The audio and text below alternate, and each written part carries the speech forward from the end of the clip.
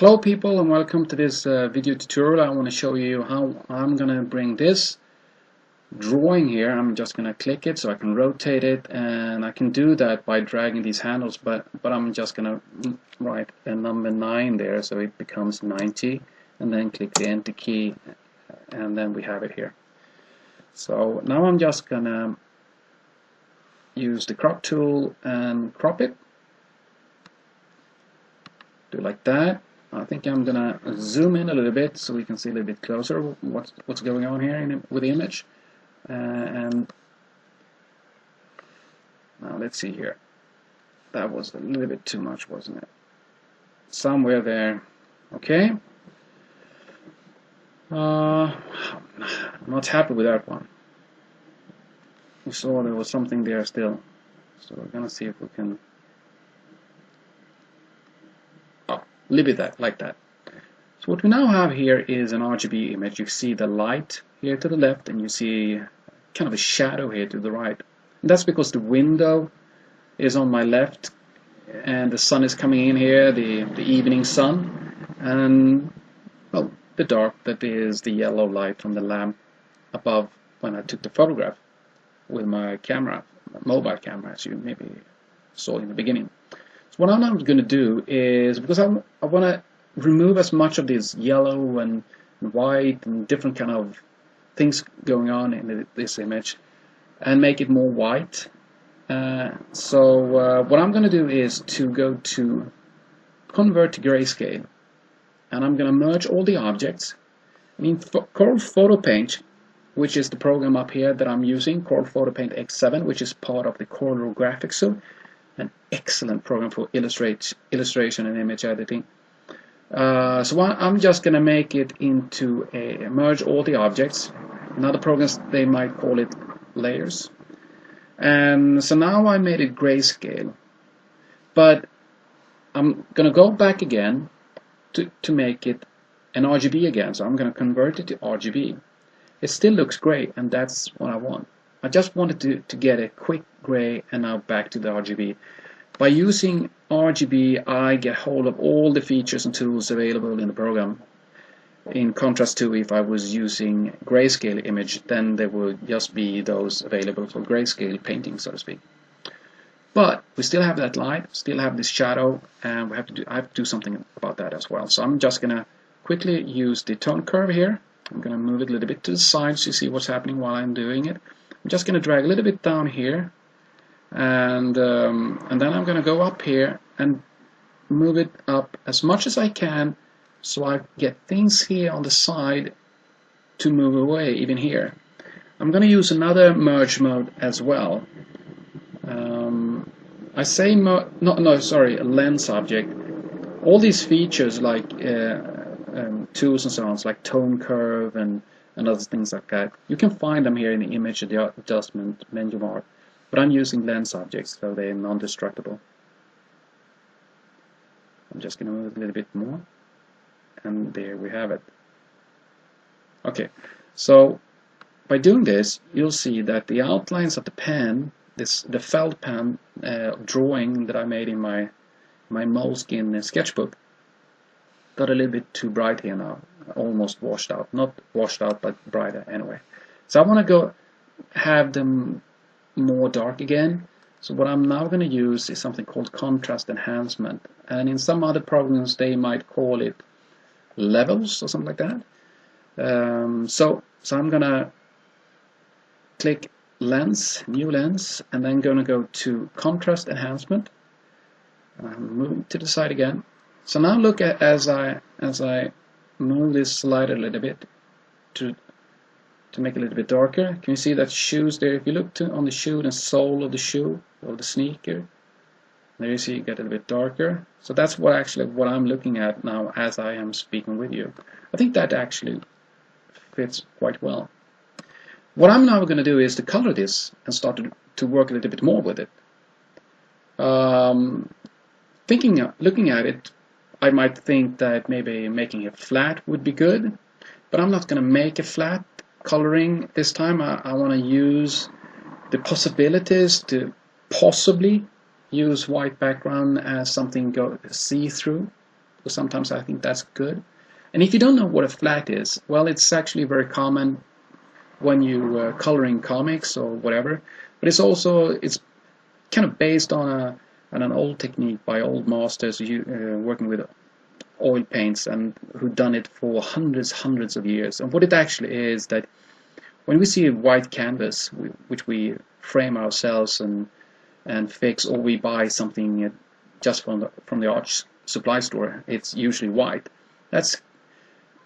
And what people did until the beginning of the 20th century, 1900s, but also before that, was to paint that instead of white, they painted red or orange or blue or something like that.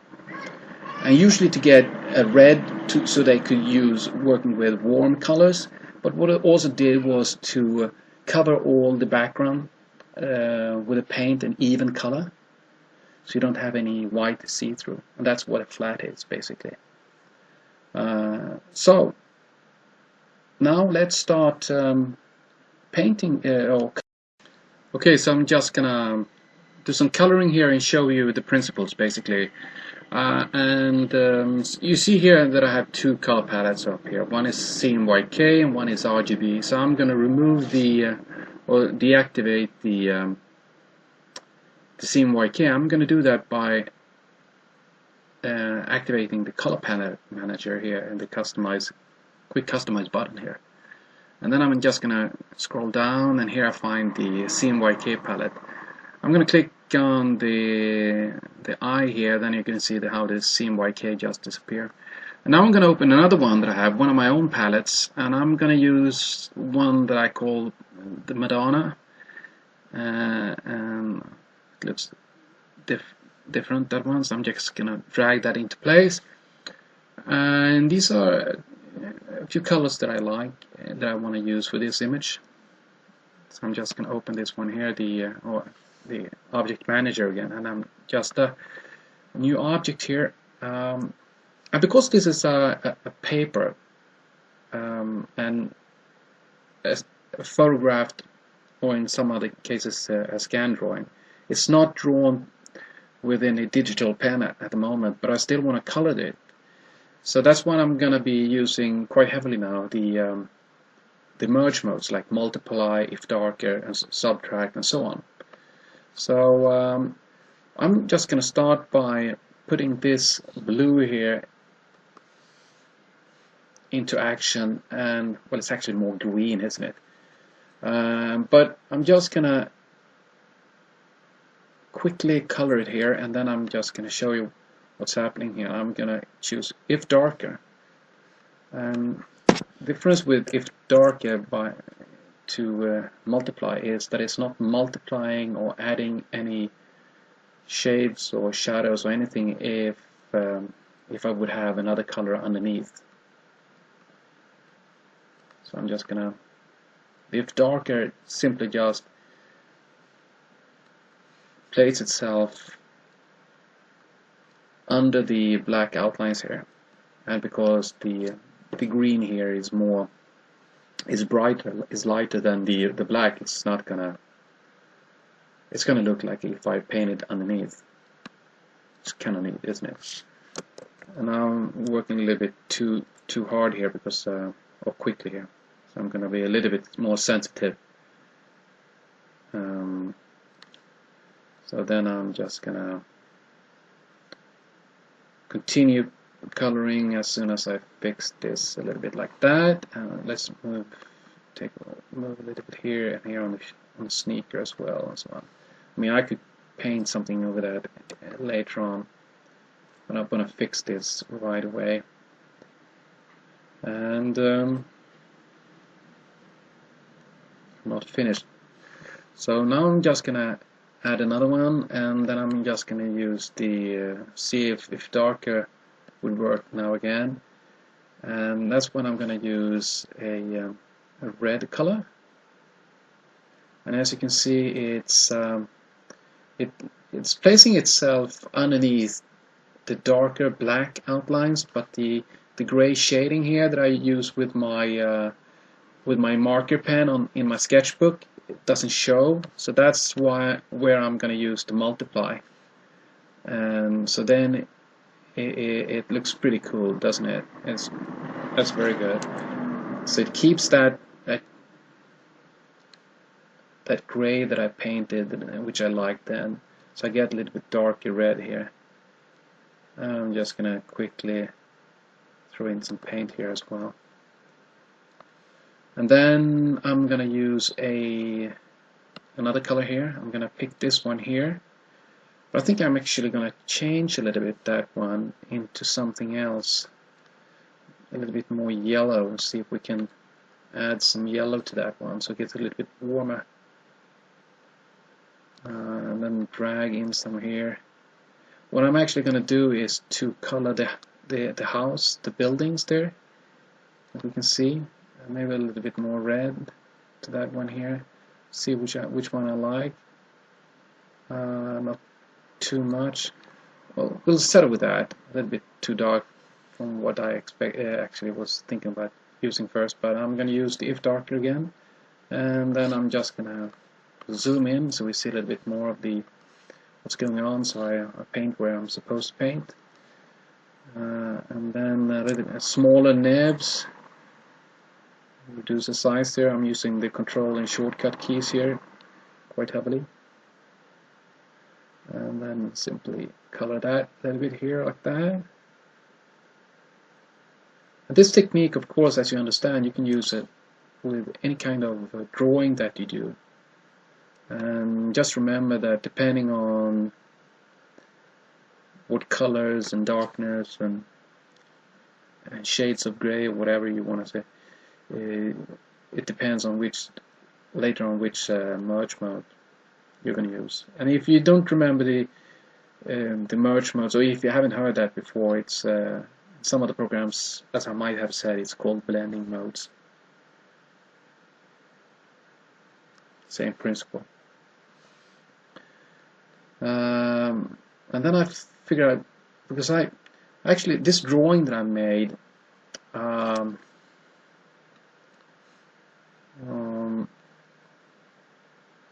didn't draw everything that I saw. There were no one standing here, but I actually took these houses from a town or an area in San Francisco, the United States, when I was traveling there. So so I'm just so I don't remember quite directly what that was actually. So I'm going to invent something here. Pretend that I know what this is. We'll just go with it. I think I'm just going to go with it. So I'm just going to add this gray. And as you can see that I sometimes leave a little bit of the white, some areas. I'm not coloring them, and that's because it's the style of the drawing. That I want some of the white shining through. Mostly I'm just coloring and covering, but I leave some of the white because I like that. Many times when you see a digital drawing or illustration somewhere, they cover everything. But sometimes I do that myself, but I like to keep it like this. It would probably be more to how I draw and color things in my sketchbook by hand, so to speak. But I also like using areas that are white, so it's because it kind of gives life to the image.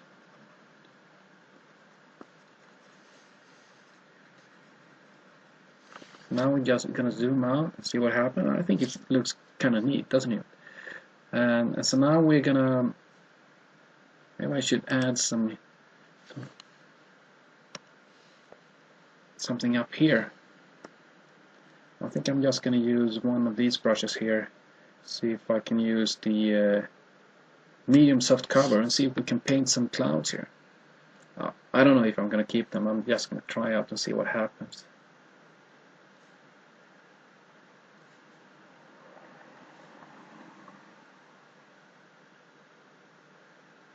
There's a technique in drawing clouds.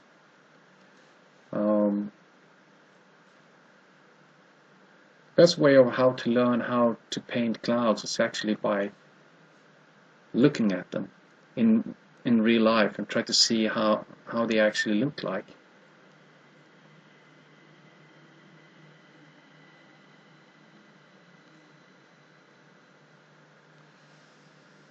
And how they behave, basically.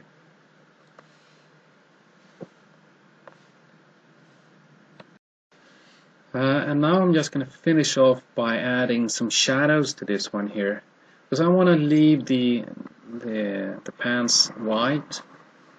I thought that was looked kind of cool, and so I'm just going to add some shadows here. And now I'm definitely going to use let's see, where is that one? Where is the okay, I don't know where this one is, so I'm just going to place myself over that.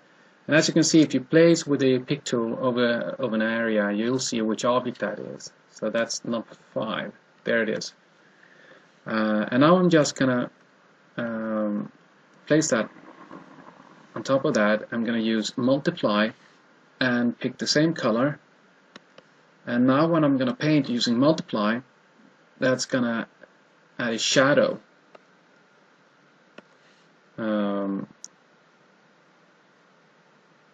So it's just multiplying, and as you can see, it doesn't put anything here where it's white, because it only reacts with multiply on the color underneath, so to speak. Otherwise, it just shows up as the same color there. It's actually wrong to have a shadow from 2 directions in this way, so I need to put the shadow here, because the light source is I thought it kind of coming from the left to the right. I have to think about that now, if I would do some shading on the shoes here and the guy here, or guard for that matter. I'm going to put some multiplying into action again and try to see how that looks. Whoops, take the right color also. So we're going to pick color there and see how this works. I'm going to zoom out so I get a better understanding of how this looks. So what was it now? I said the lighting source is coming from the left. That's why the shadow is on the buildings here on the right side, so to speak. So that would almost be the same, basically be the same for the shoes. But because I'm an artist and this is not a real depiction, I could say that the shadow comes a little bit still from the left, but put a little bit different, just to get a kind of feel to it. And of course I need to put something there by the sole of the shoes as well. And I think I'm going to add some shadow here by the crap that's on the ground here, like that. And then of course I should put something here on the shoes, maybe put some actually gonna make another object here, and then I'm gonna pick another color, the gray, and see what happens. Yeah, a little bit lighter. I'm gonna use the if darker again, and then just simply put some definition to the pants by adding a shadow here.